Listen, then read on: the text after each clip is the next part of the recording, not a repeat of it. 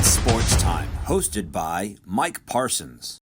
Welcome to Titan Sports Time. I'm Mike Parsons, Director of Athletic Communications at Eastern Florida State College, and today I'm joined by women's basketball coach MJ Baker. Welcome to the show, Coach. Yeah, thanks for having me. Well, another really good season, 27 wins, unbeaten conference season.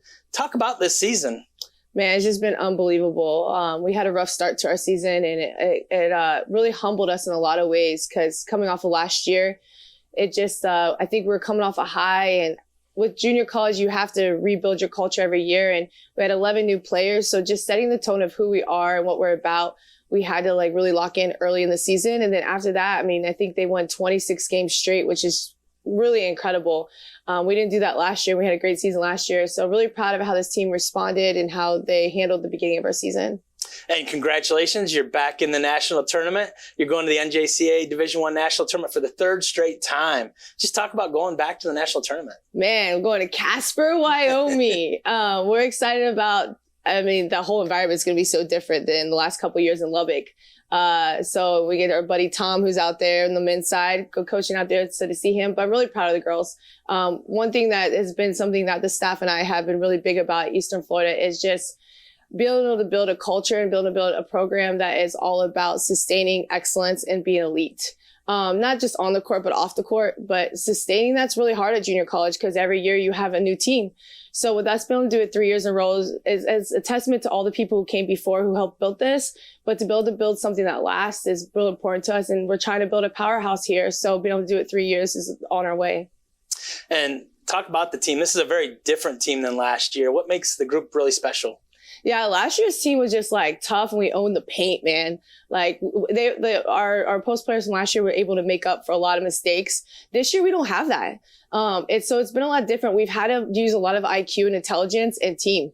And it has to be pretty. If we don't shoot well or something like that, it turns pretty ugly, but they find a way. So one thing about them is that it doesn't always look the same every game of how we do it, but they always find a way. Where last year was pretty consistent. This year, they're a team they're overcomers and they're always finding a way to figure out how to make up for maybe we don't shoot well or maybe someone's in foul trouble, but they find a way. And that says a lot about them and why they've been so successful. And talk about the sophomore class. This class has really helped build this program into what it is right now. Yeah, man, our sophomore class was incredible. We're going to really miss them. I'm thankful we have more time with them, obviously. But, we have 3 transfers that came in, actually 4 transfers that came in, who really added a lot to our team. And then we have 2 players, Rosa KK, who've been with us for 3 years. They redshirted their freshman year. So they've been at the beginning of our first time at nationals, and they get to do it again. All 3 years they're here. And then obviously with Amelia being here, Martina for 2. I'm just so thankful for them because they really do deserve it. At the end of the day, people ride talent a lot. And I say we are pretty talented, but really what makes us special is how hard they work, how they buy in, and how they execute at another level. And that really does separate from good to great. And our sophomore class has really set that tone. And it's crazy to think that, they've cut down a lot of nets and they've never been beaten in a conference game. The fact that they can say that now is really something out of that class. Yeah.